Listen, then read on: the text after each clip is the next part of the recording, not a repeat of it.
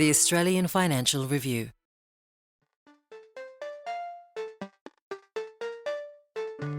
I sweat the small stuff, to be frank. That's one of the things that I do. Like, if there's something little, I always think something little can turn into something big. A time that I've failed at something, the first thing that pops into my mind is actually the 2008 Olympics. I wasn't there for a silver medal, so that really felt like a huge failure for me. And what I learnt from that was... Hi, I'm Sally Patton, editor of Boss from the Australian Financial Review, and welcome to 15 Minutes with the Boss,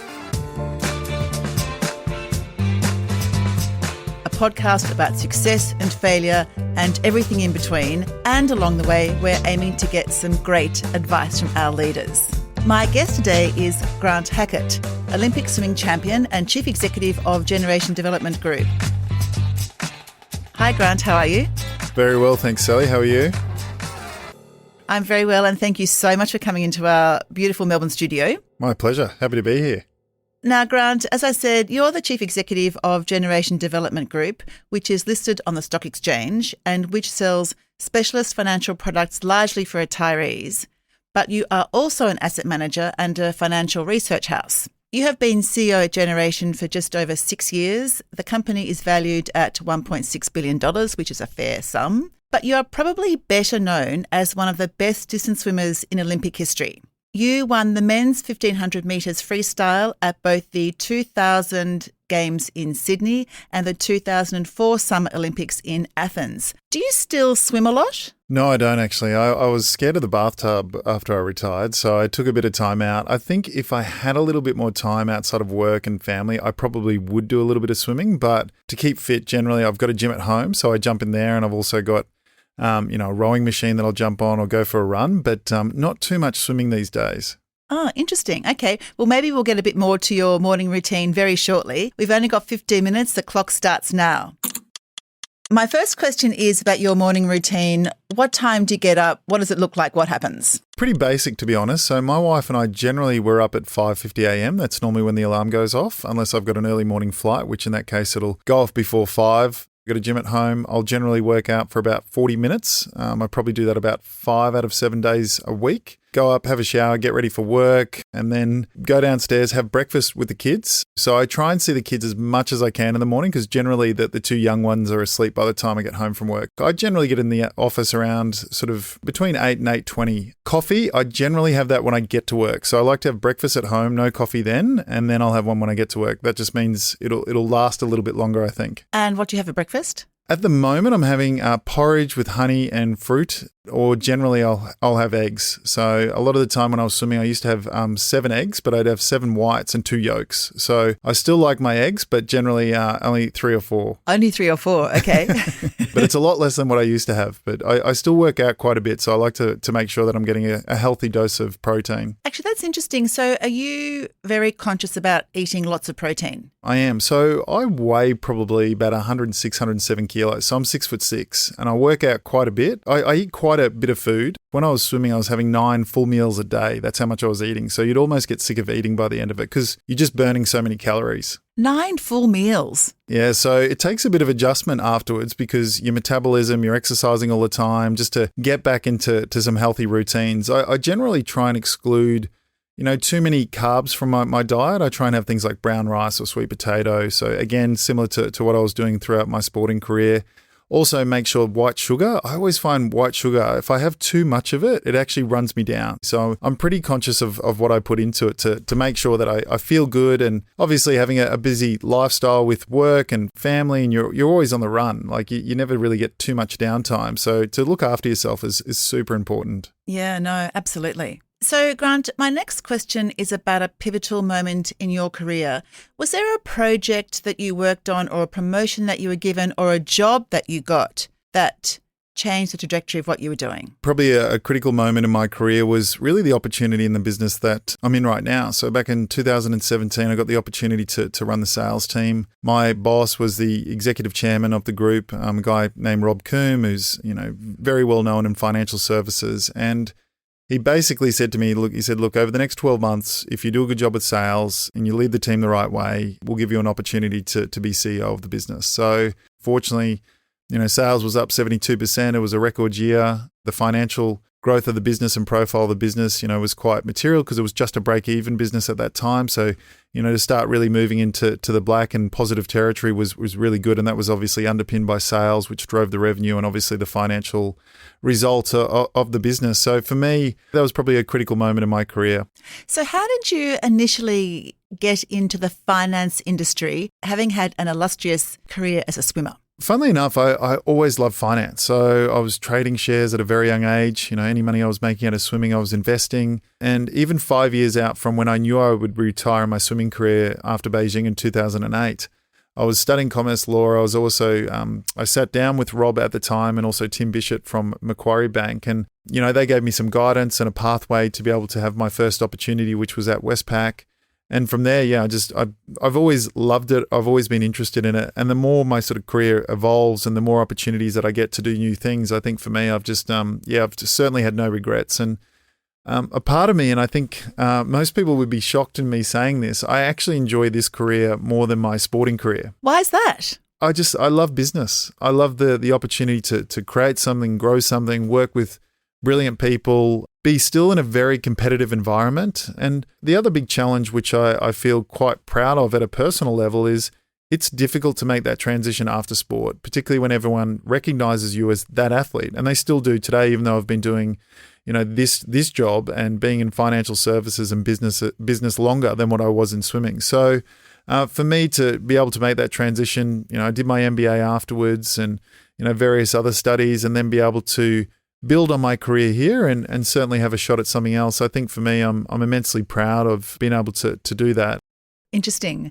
Okay, my next question is, what is the best piece of career advice you've ever been given? Funnily enough, I remember talking to David Gingell, of course, who oversaw Channel 9 for a very long time. And, I was getting a lot of opportunities early in my career when it came to business, and him actually telling me to slow down a little bit. I was moving from, one senior role into another senior role and got quite a few opportunities. And I just remember him telling me, you don't have to be CEO tomorrow.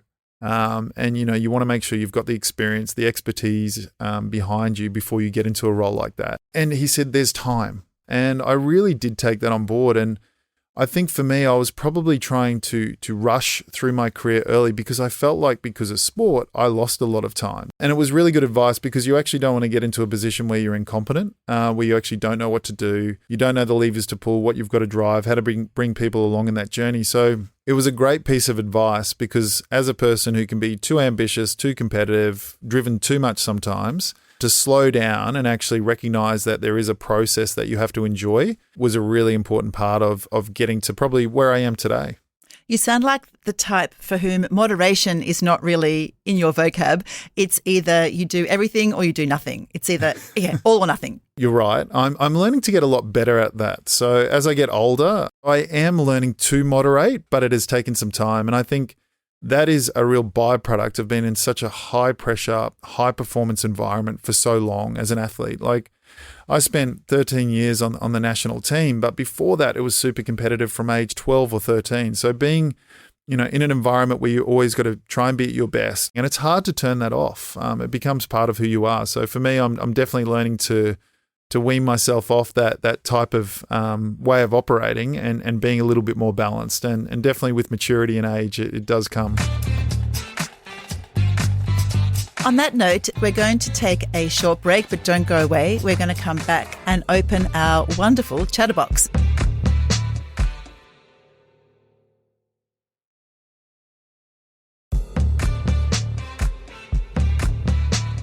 Welcome back to 15 Minutes with the Boss. I'm here with Grant Hackett, Olympic champion and the Chief Executive of Generation Development Group. Now, Grant, this is our section called the Chatterbox.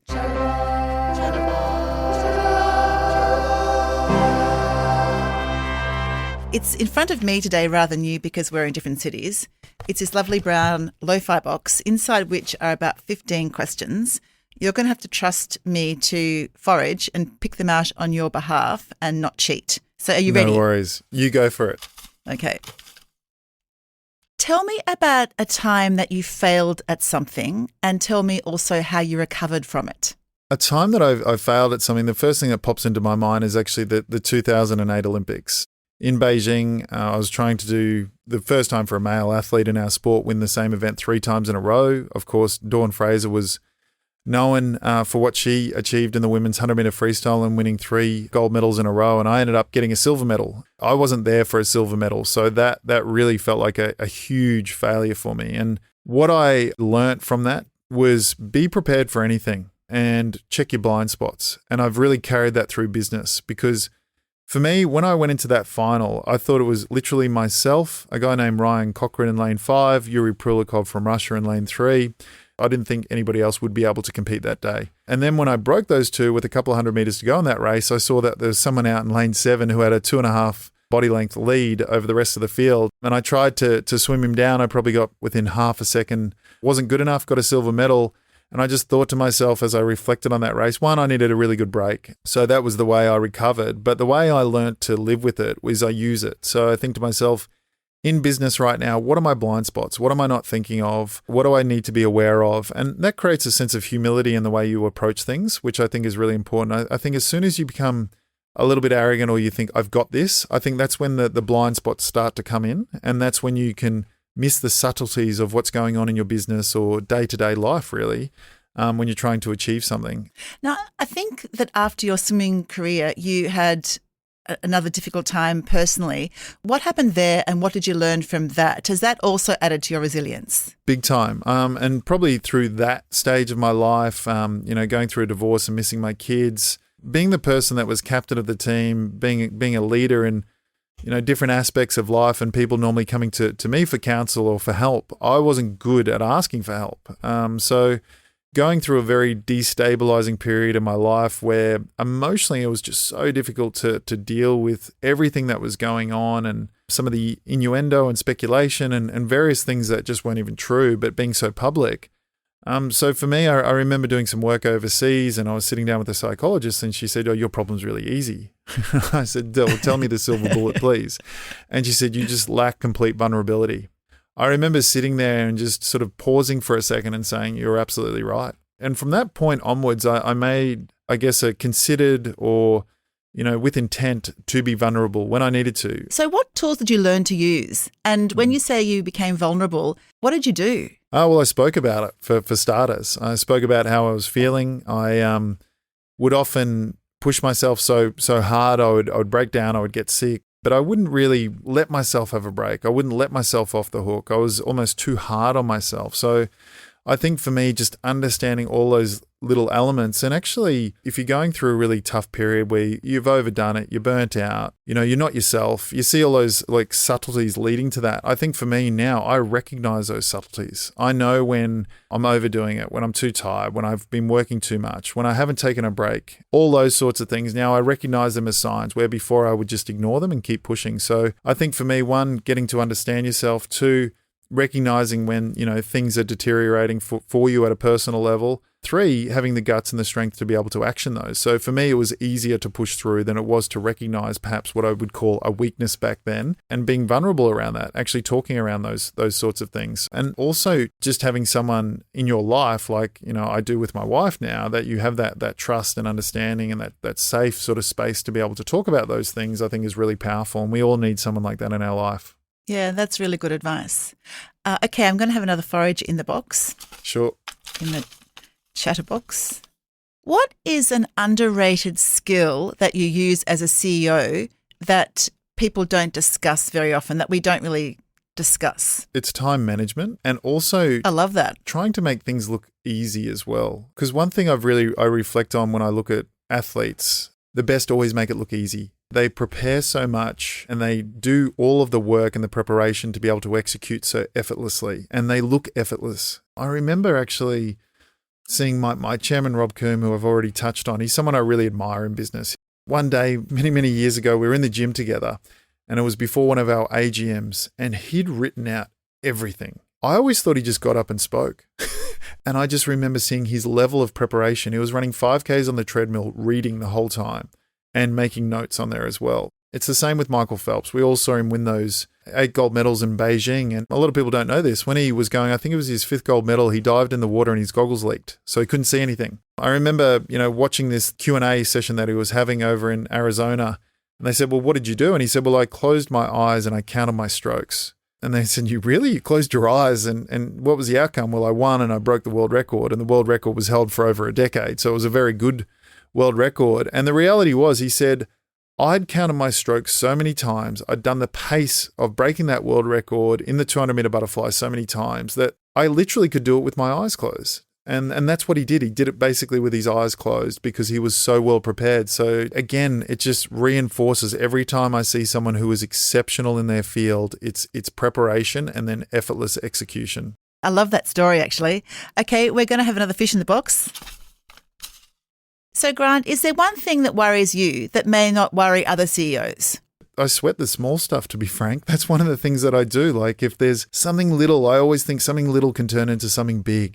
So anything that's taking place in the business day to day that I reflect on at the end of the day that I think I've got to action that. Actually, I've got to reopen that. I've got to unpick that a little bit more. I will do that. So that's probably a big part of my leadership. And I found those small little incremental gains, whether that was in sport, whether that was in business, they're the little things that actually get you from that small business to a big business, or from an athlete that wasn't on the national team to going to the Olympic Games.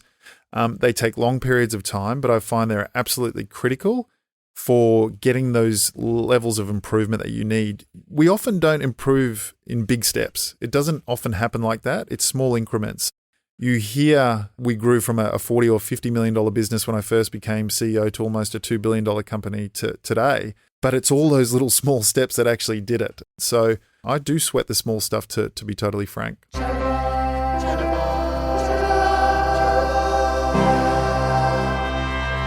And Grant, on that note, that is the end of the Chatterbox. I've now got one final question which we ask all our guests, and that is, if you weren't the chief executive of Generation, what would you be doing? I would probably be doing more exercise, to be honest, because I really enjoy that. I find for me that's the way I relax. I would be traveling overseas on family holidays a lot more. And I would probably I couldn't help myself. I love investing.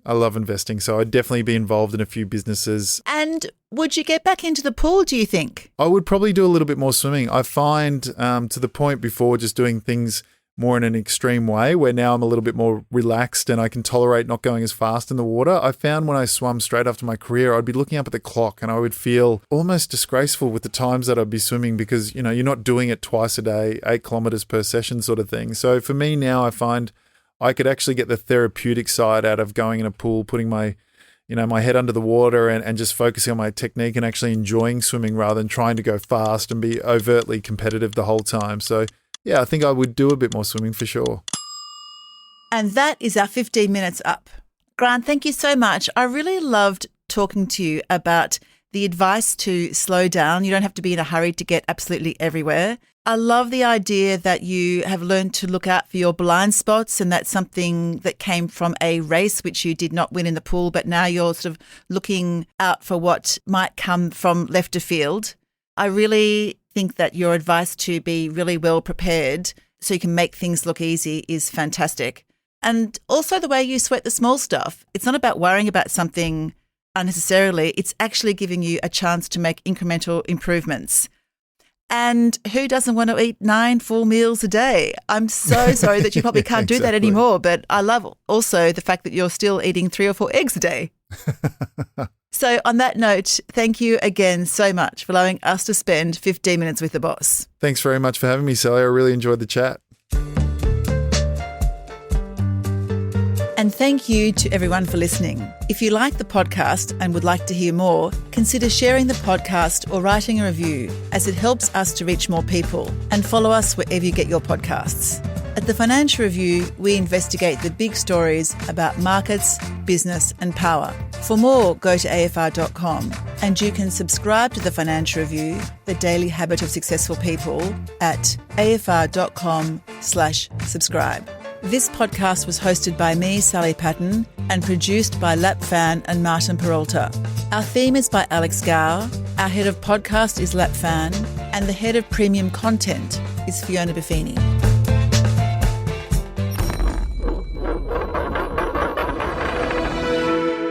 The Australian Financial Review.